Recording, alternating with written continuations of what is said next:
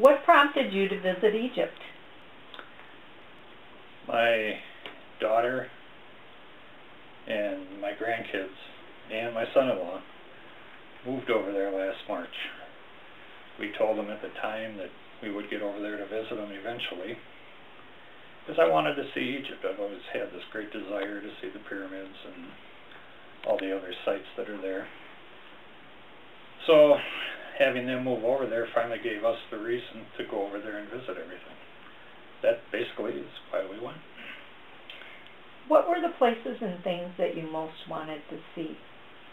Number one on my list was Luxor. I wanted to go see the Karnak Temple and the Luxor Temple. Number two was the pyramids and the Sphinx.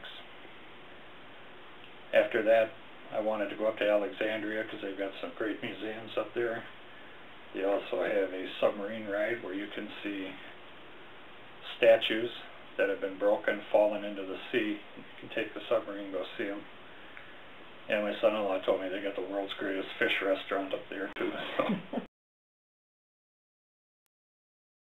And were you able to see some of those things? We got to Luxor and we got to the pyramids. We were there 26 days. On the 19th day they opened up the train service. We needed to take a train from Cairo down to Luxor. We got back from Luxor and we got back on Sunday. On Monday our contact called us up and told us that on Tuesday the pyramids were being reopened. So we got to see the pyramids. We never got to Alexandria. We never got to the Cairo Museum.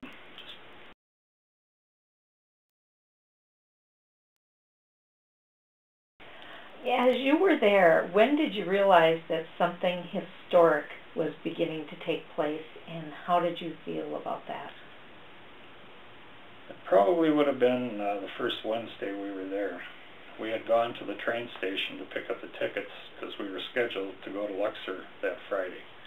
We had hotel reservations and everything down in Luxor.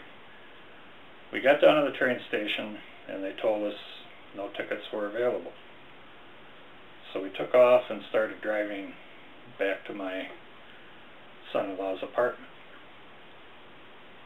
As we were driving back, we got stuck in Tahrir Square. It was a huge crowd, police all over the place, and we had no idea what was going on. We finally got through there. We get home, we turned on the news, and that's when we found out that these demonstrations were beginning. So for the next couple of days we kind of kept an eye on the news to see what was going on, and we just watched them get progressively bigger and bigger and bigger. So it was probably the first Friday that we were there, second Friday we were there, that we realized we were in something major here. Because what we first saw we didn't think much of, but boy, those people really came out. And the more calls that went out for more people to show up at the square, it's truly amazing. How did you feel about your own personal safety while you were there in Egypt as this was going on? We never had any concerns. My daughter and son-in-law live in a town called El Rahib. It's about 20 miles north of Cairo. In Egypt they have the ability to build private towns, and this town was built by a developer. The town is comparable in size to probably Maplewood. It's big. It has a 10-foot wall all the way around it. And this is a brick wall. There are only 3 entrances to get in. They're gated entrances, and you have to have identification to get inside. So we were never concerned about our safety.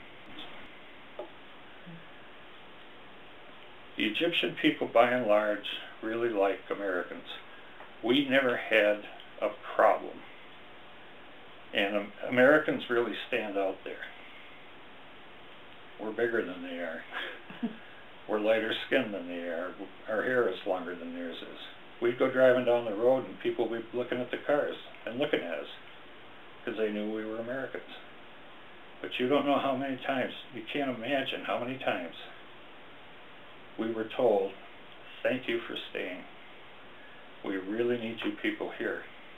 When you go home, please tell the American people to come back.